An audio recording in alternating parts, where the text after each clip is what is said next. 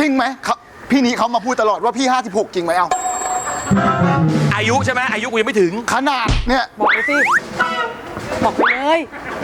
อ่ะถ้าสมมุติว่ากูคอนเฟิร์มว่าใช่ชาวเน็ตก็จะมาถามว่ามึงรู้ได้ยังไง นั่นน่ะสิ อ้าว ก็คนมันเคย